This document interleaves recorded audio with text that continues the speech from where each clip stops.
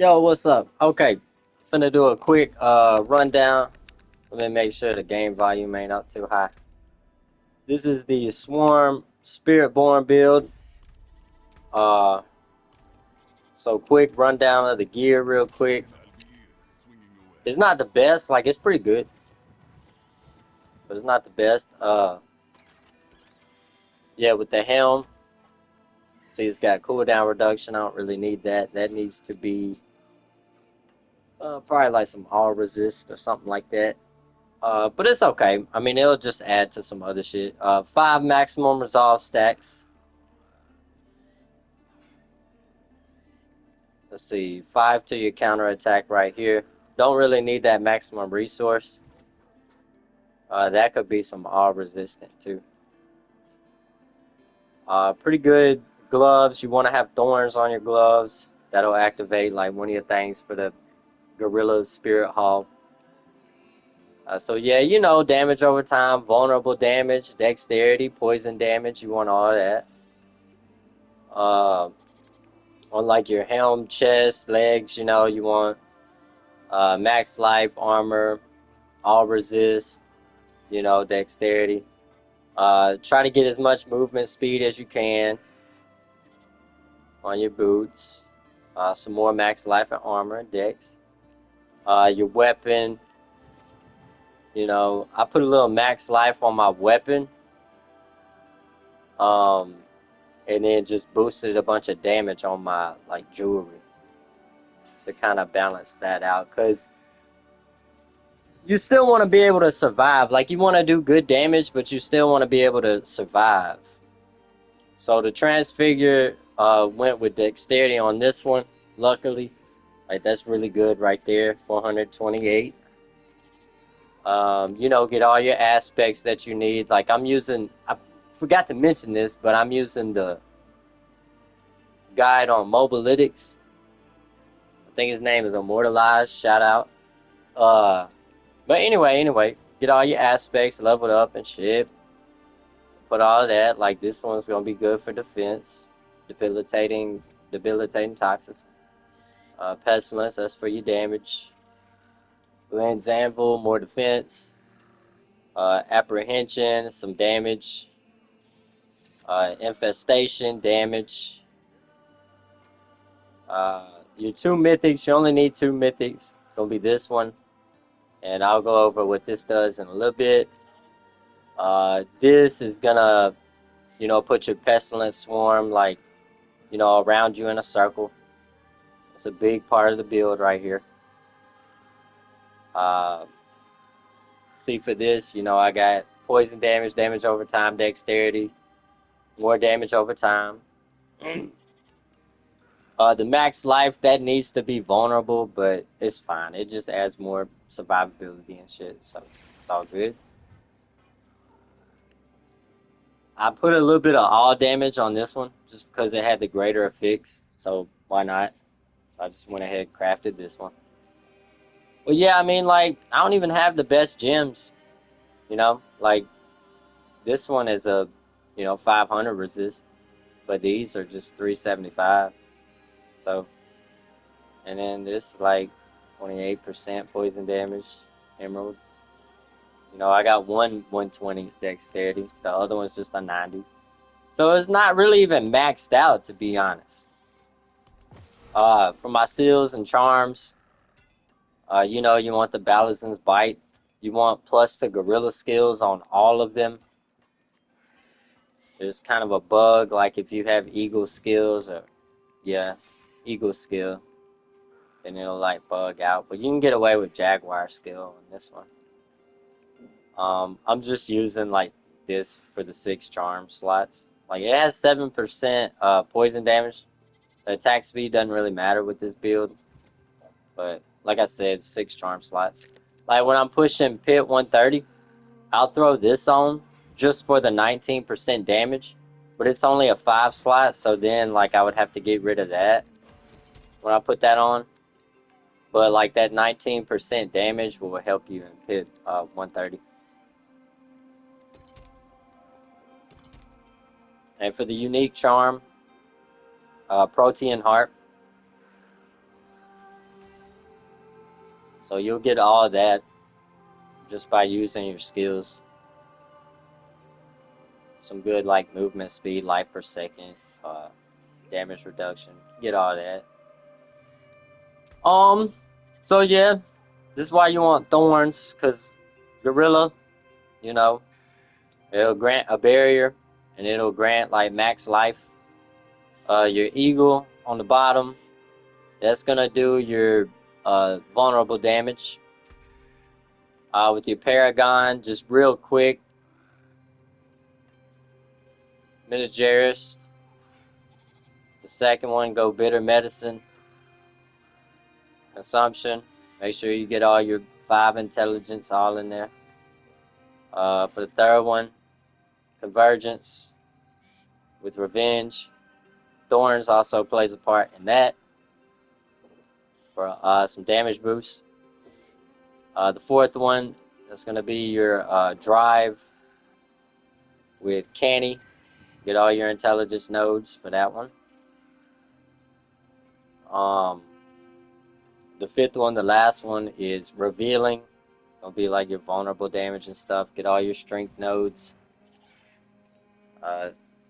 Poison damage with Bane. So, get all that maxed out, get it all filled in, and your Paragon's good. Now for your skills, so rune words are gonna play a part. So one rune word, the one I got in my helm, it's gonna be Vortex. It's gonna pull enemies in. It's gonna help put 1 point in there. Just get those. Then your other rune word, I think it's in the pants. Concussive Stomp. It'll like fucking knock them down, crowd control them and shit. Just put 1 point in that and get all 3 of the little outer things. So you max out this, max out that. Just put a few points in Devour. Yeah. What's important to say is Ravager. You want that at 30. Do whatever you can to get that to 30. That's going to give you infinite charges and Rushing Claw. So you can just teleport around it infinitely. And real quick, I'm going to go over the helm. According to your secondary Spirit Hall choice, and in this case, Eagle, your skills are all additionally Jaguar, Eagle, Gorilla, or Centipede. And they're going to deal increased damage per spirit type they have. So what that does is you go back to your skills, go like, the main one that you use is this one. It has, look at the tag, Gorilla, Centipede, Eagle. So go to like a Jaguar skill. It has Jaguar, Gorilla, Eagle. Now you remember I had plus Gorilla skills on my charms, right? They all have plus to Gorilla skills. And why I did that is because every single thing that you use is tagged Gorilla. And there's something to do with a bug. So if you mix Gorilla and Eagle on these charms, it'll bug up. So just use Gorilla. And you can get away with like some Jaguar skills. So as long as it's not Eagle. But yeah, I got +2 Jaguar on the unique charm. Anyway, so yeah, all your skills are tagged Gorilla and Eagle, I believe. So you want all your charms to be Gorilla. I mean, that's really about it as far as like the logistics. One good thing about using Subo is with his Molotov explosions cause enemies to take 30% increased damage over time from you. So that's going to help with your build, with your poison damage, your damage over time. So, I mean, that's really it. That's really it. So, I'm going to just go do a pit 130 and kind of show you how it moves and stuff. So, I'm going to throw on my 5-slot charm just for that damage boost. It's going to cancel out my unique charm, but that's okay. We just want that raw damage for pit 130.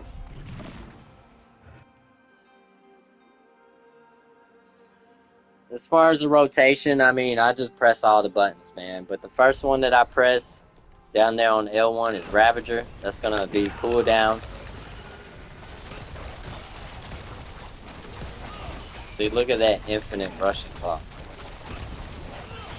Keep your armor up.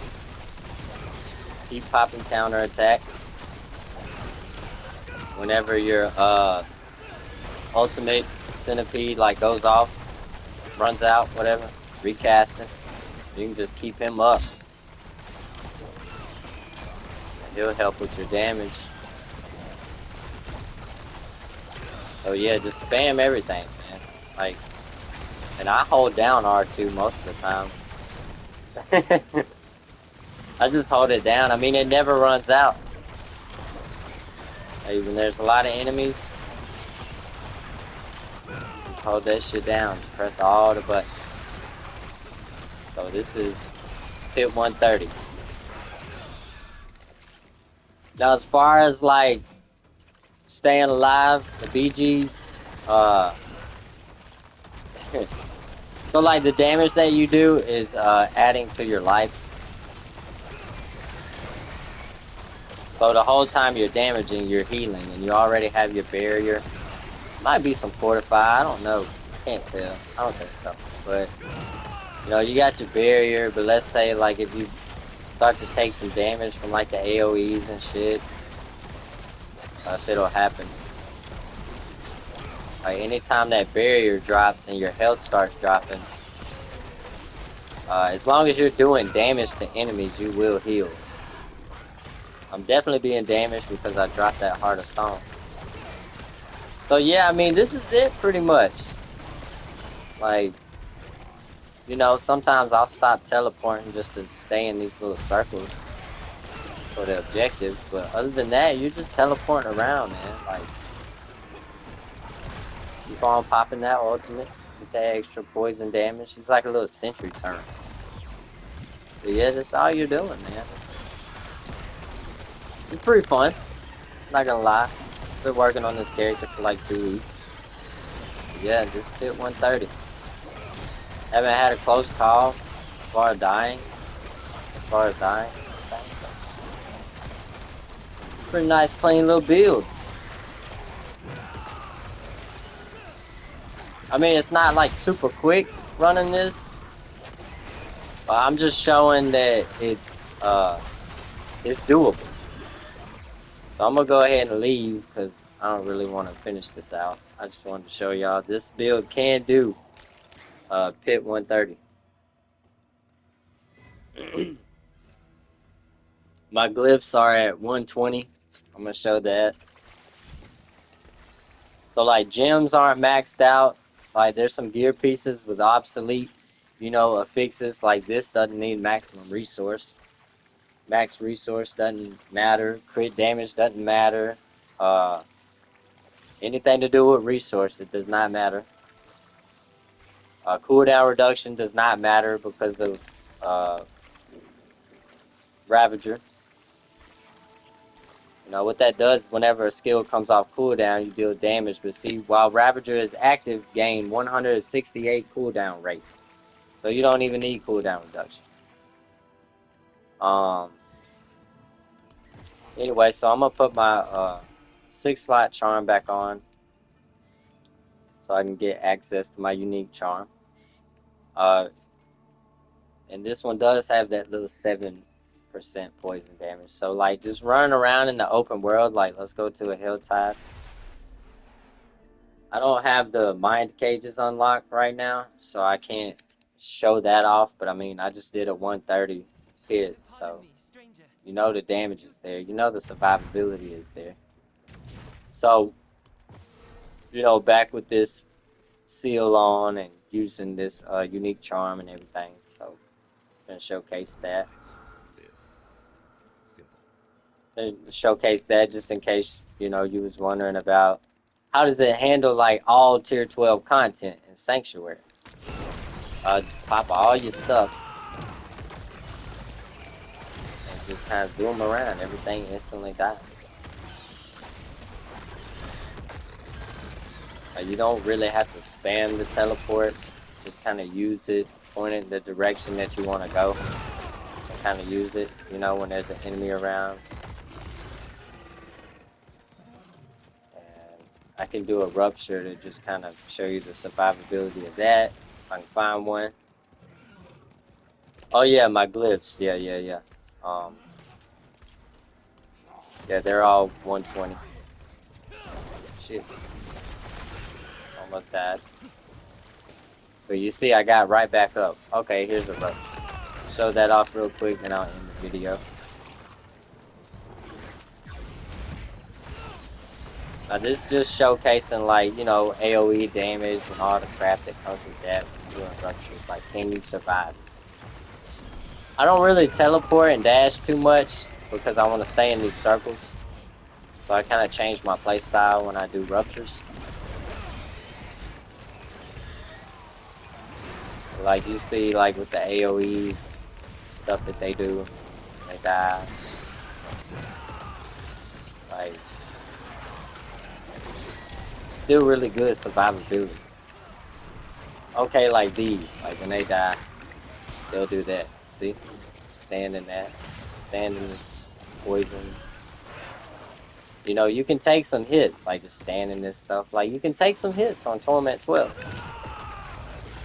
So it's good damage, but it's also great survivability. Is what I'm saying.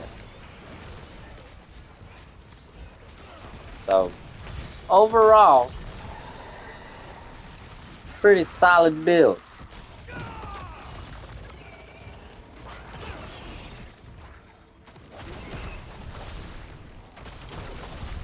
But